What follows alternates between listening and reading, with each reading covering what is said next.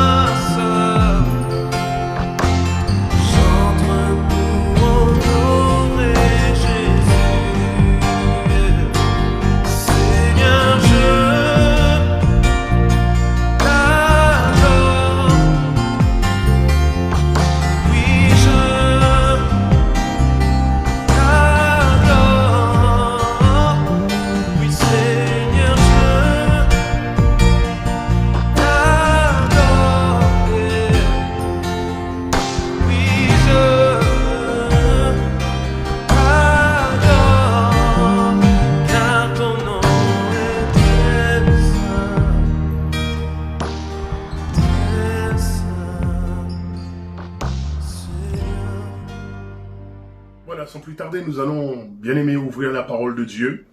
Et nous allons aller directement, je dirais, dans le vif du sujet au travers de cette étude que nous avons déjà entamée depuis plusieurs mercredis sur l'enseignement, sur la prière que Jésus nous a laissée au travers de cette prière dite le Notre Père.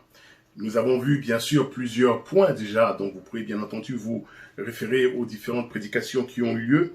Nous avons déjà vu beaucoup de choses, notamment nous avions vu dans le contexte dans lequel cette prière a été dite, dans le contexte du sermon sur la montagne où Jésus va enseigner ses disciples. Nous avons vu ensemble que dans notre union avec Jésus-Christ, eh bien nous avions une relation filiale avec Dieu. Dieu est devenu, par la foi en Jésus, Dieu est devenu notre Père.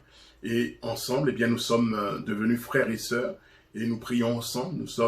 Nous avons ensemble accès, eh bien, dans la présence de Dieu. Et nous prions, eh bien, Dieu qui est notre Père.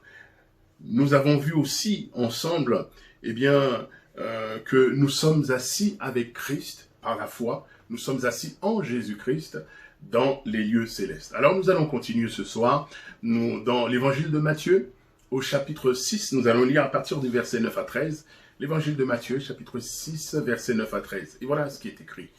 Nous avons bien sûr notre Bible, chacun pour notre part, et nous pouvons lire ensemble dans l'évangile de Matthieu, au chapitre 6, verset 9 à 13. Et il est dit, « Voici donc comment vous devez prier.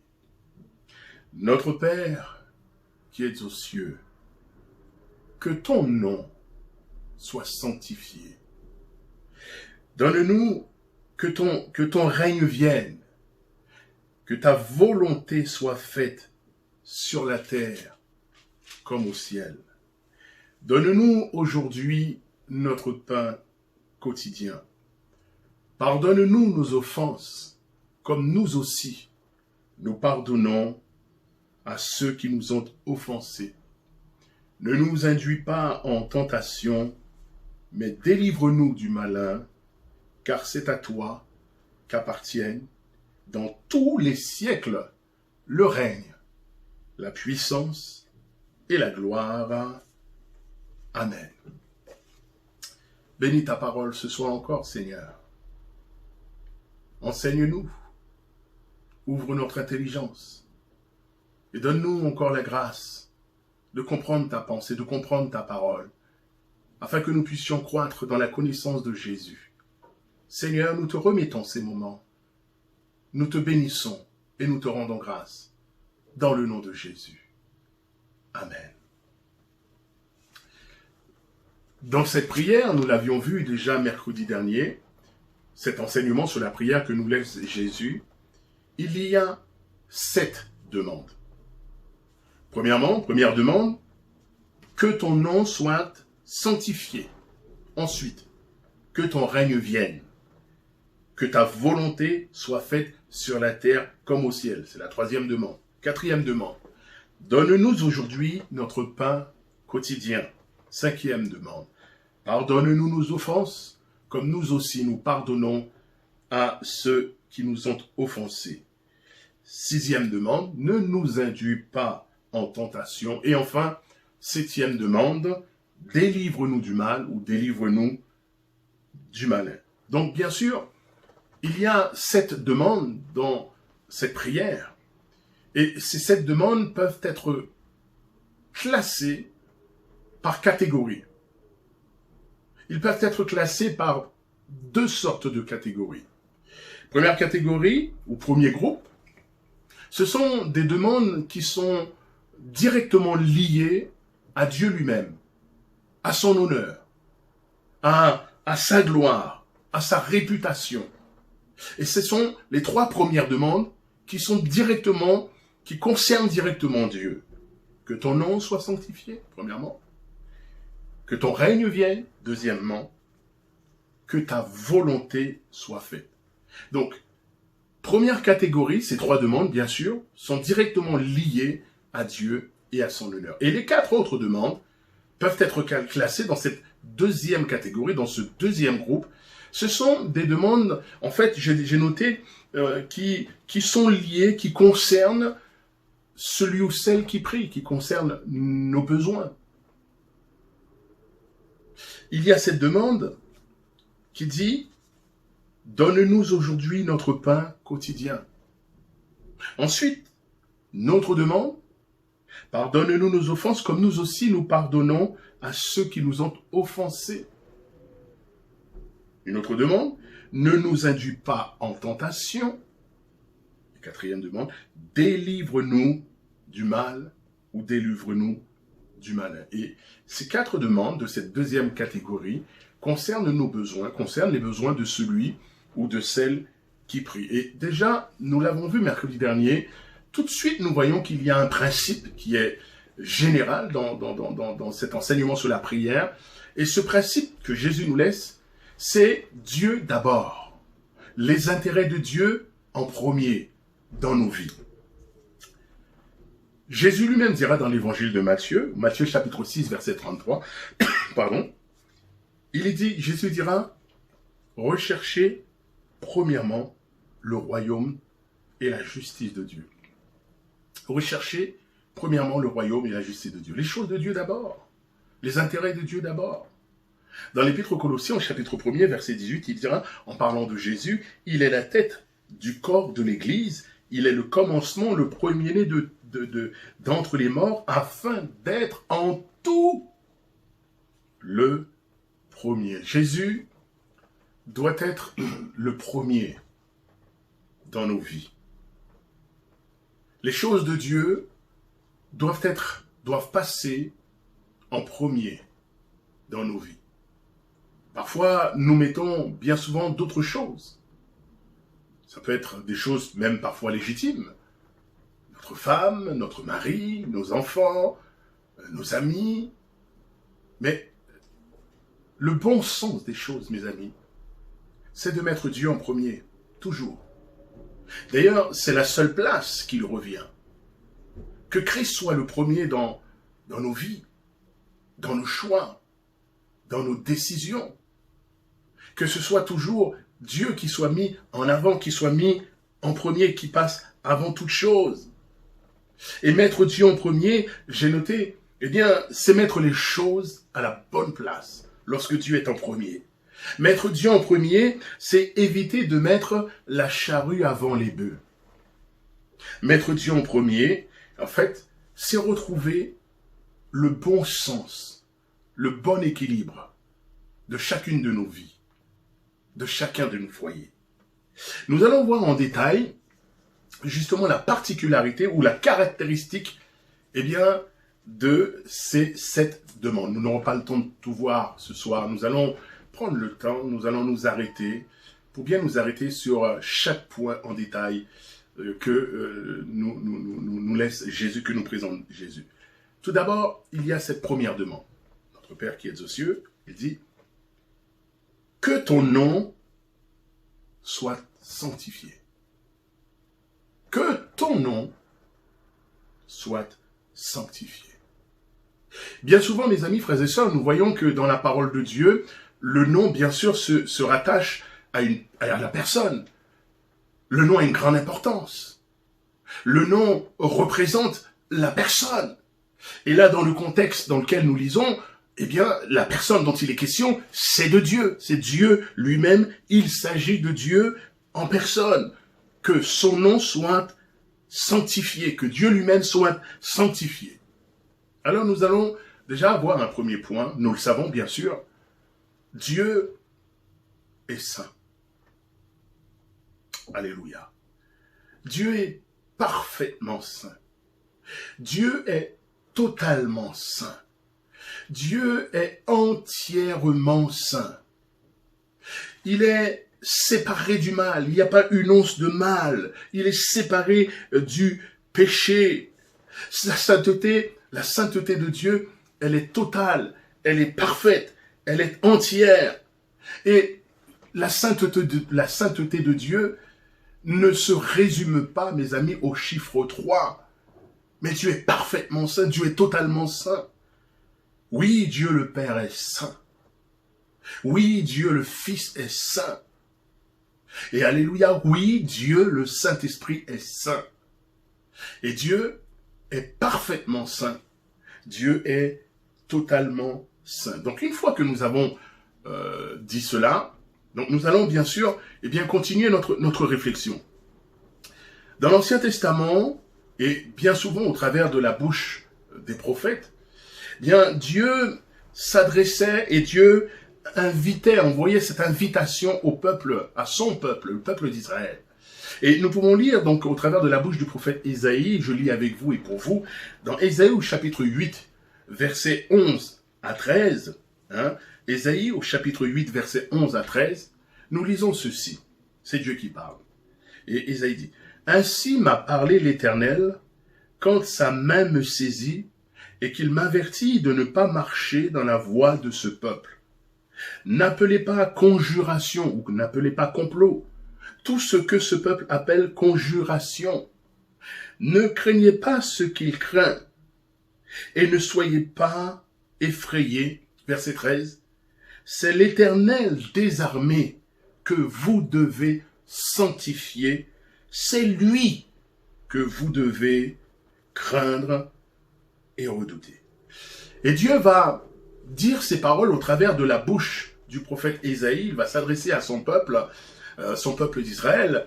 Et Dieu va leur dire cela parce que bien souvent et à maintes reprises, le peuple avait déshonoré le nom de l'Éternel. Le peuple, par son comportement, par ses actions, avait fait blasphémer le nom du Seigneur. Et bien souvent, Dieu s'offusque de cela.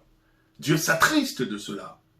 Et Dieu leur fait savoir, au travers de la bouche du prophète Ézéchiel, il dit cela au travers du mauvais comportement du peuple de Dieu, du peuple d'Israël, leurs mauvaises actions. Alors ils ont été éparpillés parmi les nations, eux qui devaient être un témoignage pour la gloire de Dieu. Et dans Ézéchiel chapitre 36, verset 19 à 23, regardez ce que Dieu dira. « Je les ai dispersés parmi les nations, et ils ont été répandus en divers pays. Je les ai jugés selon leur conduite et selon leurs œuvres.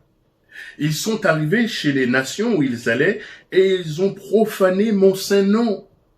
En sorte qu'on disait d'eux, c'est le peuple de l'Éternel, c'est de son pays qu'ils sont sortis. Et j'ai voulu sauver l'honneur de mon saint nom que profanait la maison d'Israël parmi les nations où elle est allée.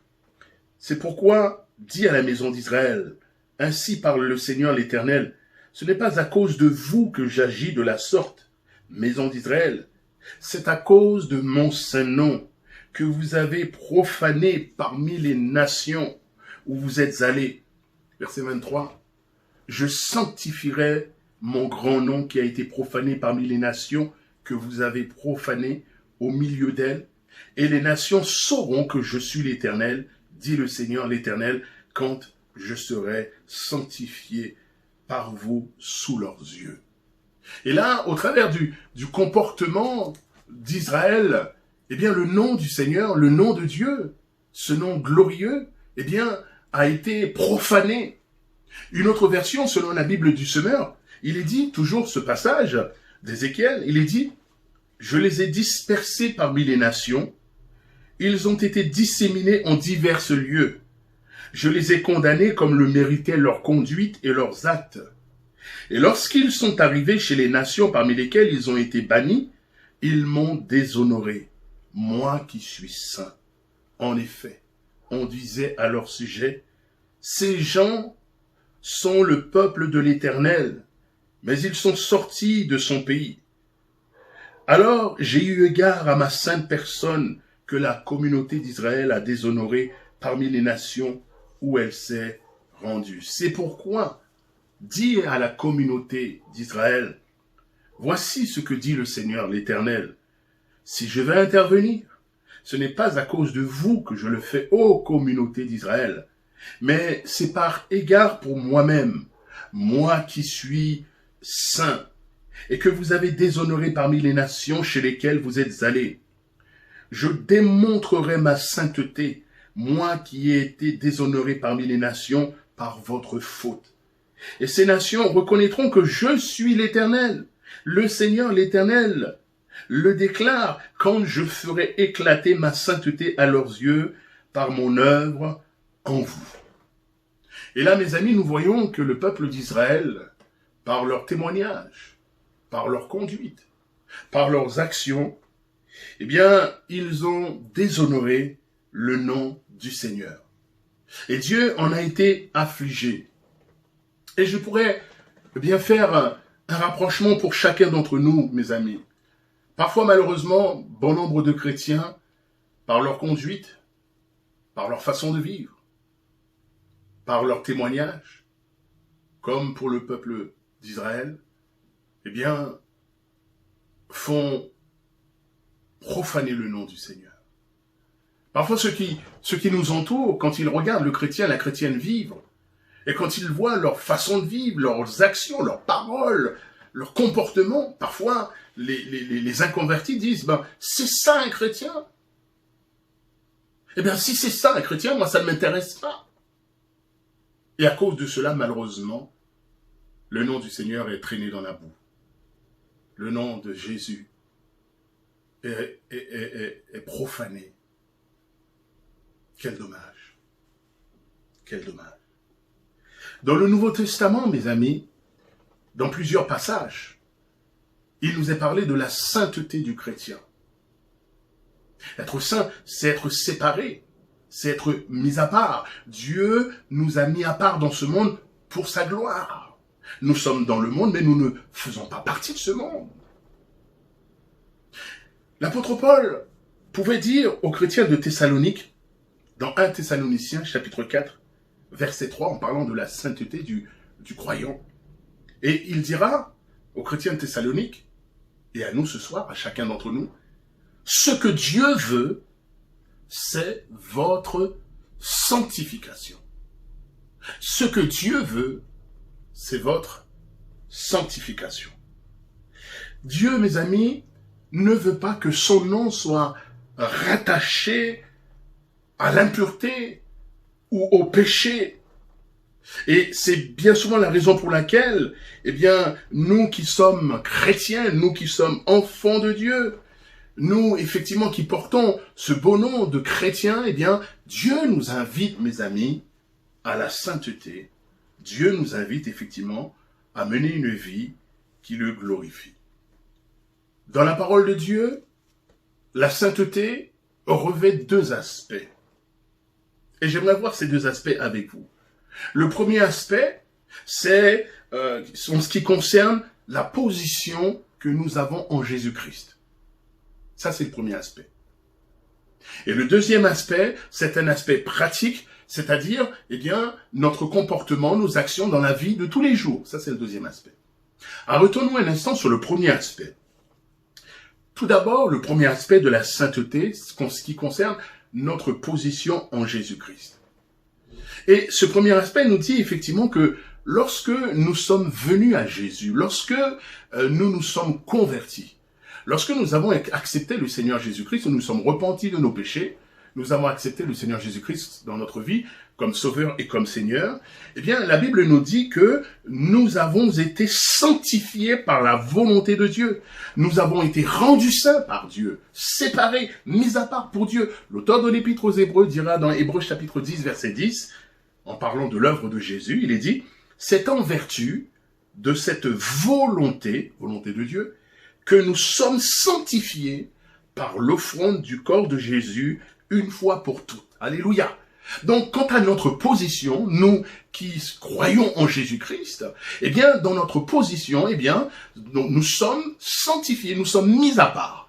Grâce à l'œuvre de Jésus-Christ, nos péchés ont été lavés par le sang de Jésus-Christ et nous avons été rendus justes aux yeux de Dieu parce que nous avons été mis au bénéfice de l'œuvre de Jésus-Christ à la croix pour chacun d'entre nous. Ça, c'est le premier aspect de la sainteté. Maintenant, le deuxième aspect de la sainteté qui concerne, c'est un aspect pratique, c'est-à-dire qui concerne notre comportement, notre vécu de chaque jour. Et ça, c'est aussi important.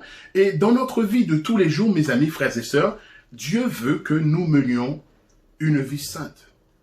C'est-à-dire une vie de plus en plus séparée du mal. Une vie qui correspond à notre position, la position que nous avons en Jésus-Christ. Il est dit dans la première épître, c'est l'apôtre Pierre qui dira cela, 1 Pierre, au chapitre 1er, au chapitre 1er, verset 11 à 14, il est dit, écoutez bien, c'est l'apôtre Pierre qui parle, comme des enfants obéissants, ne vous conformez pas aux convoitises que vous aviez autrefois, quand vous étiez dans l'ignorance. Écoutez, verset 15. Mais puisque celui qui vous a appelé est saint, vous aussi, soyez saints dans toute votre conduite, selon qu'il est écrit, vous serez saints, car je suis saint. Alléluia. Mes amis, cette parole, elle est extraordinaire. C'est l'ambition de Dieu pour chacune de nos vies. C'est une ambition qui est extraordinaire, qui est très élevée. Pour nous, pour toi, mon frère, pour toi, ma sœur, pour toi qui m'écoutes. L'ambition de Dieu, que nous soyons saints, c'est extraordinaire dans notre vie de tous les jours. C'est non seulement, comment dirais-je, un objectif pour nos vies, tellement élevé et très élevé. Alléluia.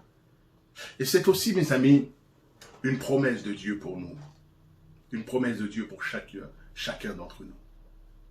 C'est comme si Dieu nous disait encore ce soir, bien moi qui suis ton Père, tu es mon enfant.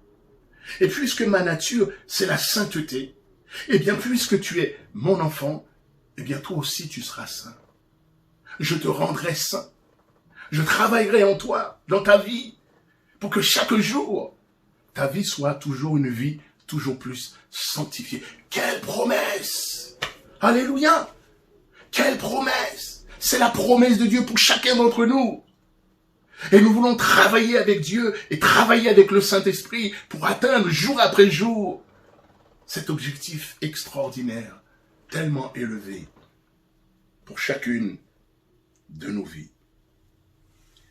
Que ton nom soit sanctifié. Là, il s'agit de la sainteté pratique. Et je crois, mes amis, que cette parole doit nous interpeller. Cette parole doit t'interpeller. Car combien de fois dans la vie de chrétiens, dans la vie de chrétiennes, eh bien, combien de fois leurs vies ne sont pas toujours, mes amis, en accord avec leur position, en accord avec ce que Dieu veut, en accord avec la sainteté de Dieu, que ce soit dans leur comportement, que ce soit dans leurs paroles, que ce soit dans leurs relations les uns avec les autres, que ce soit avec leur épouse, avec leur époux, avec leurs enfants, avec leurs parents, avec leurs amis au travail, avec leurs frères et sœurs. Combien de fois, malheureusement, eh bien, ces comportements, ces réactions, ces paroles ne sont pas du tout à la gloire de Dieu. Et Dieu veut que, de plus en plus, mes amis, nous soyons séparés. De plus en plus, mes amis, que ce qui est mauvais, eh bien, effectivement, s'éloigne de nous, que nous nous éloignons de plus en plus, mes amis, de ce qui est mauvais. Dieu est saint. Notre Dieu est saint, séparé de tout mal. Notre Dieu, notre Père, est parfaitement saint.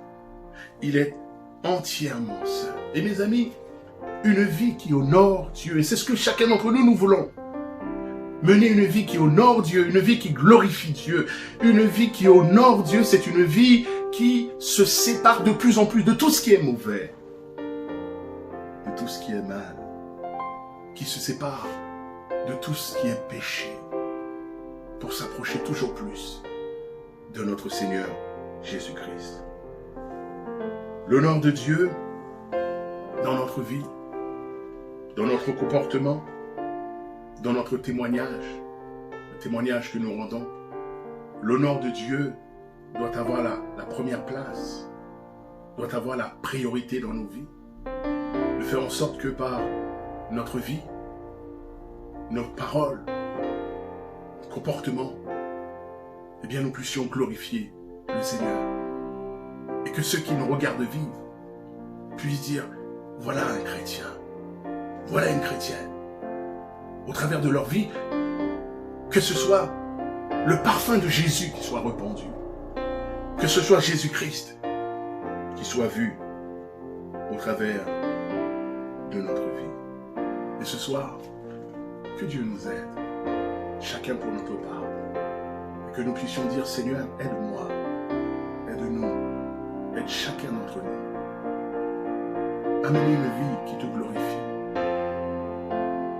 Que dans notre parole, dans nos paroles, que dans nos comportements, que dans nos actions, Seigneur, nous ayons toujours le souci que ton nom soit sanctifié.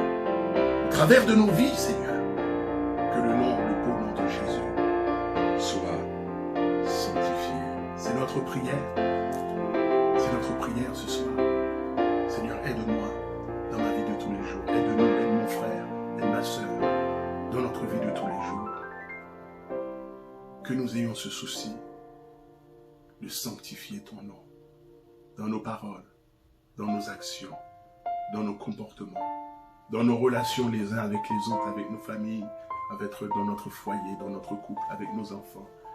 Que nous ayons toujours le souci que le nom de notre Dieu soit sanctifié. Lui, il est saint, il est parfaitement saint, il est entièrement saint, il est totalement saint. Et dans notre vie, dans nos comportements, nous pouvons glorifier son nom, ou nous pouvons effectivement le déshonorer. Que Dieu nous aide, et que dans nos cœurs, ce soit toujours ce désir. Amen. Ce désir dans notre cœur. Père, je veux que ton nom soit sanctifié dans ma vie, dans ma famille, dans mon foyer, dans tout le quotidien de ma vie. Alléluia. Nous allons courber notre tête et nous allons prier notre Dieu et demander au Seigneur que chaque jour de nos vies, nous puissions avoir ce souci, le désir, compter sur son aide, par l'action de son esprit, de glorifier son nom, de sanctifier son nom. Merci Seigneur pour ta parole. Et combien ce soir nous nous réjouissons parce que tu es saint Seigneur. Tu es totalement saint. Et nous te bénissons parce que Seigneur, tu nous appelles chacun d'autre pour notre part à sanctifier ton nom. Père Céleste, nous voulons, je veux, et je désire pour mon frère, pour ma sœur, pour chacun d'entre nous, que notre vie te sanctifie, te glorifie. Nous voulons nous séparer de tout ce qui est mauvais, de ce qui est mal, dans nos paroles, dans nos pensées, dans nos actions, afin que le nom de Jésus-Christ soit porté au nu, au plus haut. Seigneur, que ton nom soit sanctifié dans ma vie, dans la vie de mon frère, dans la vie de ma sœur, dans nos vies, dans l'Église. Que ton nom soit sanctifié. Et pour cela, Seigneur, nous avons besoin de l'aide de ton esprit. Que ton onction, que ton esprit nous aide chaque jour de nos vies. Père, au nom puissant de Jésus.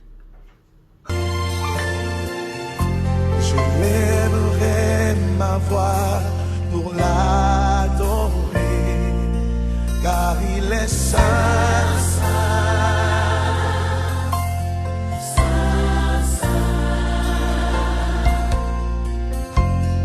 il est digne de gloire et de louange, et je chante saint, car il est saint, je louerai l'agneau de Dieu qui est sur le trône. Je l'adorerai lui seul, car il en est digne. Celui qui était, qui est, qui vient, je chanterai devant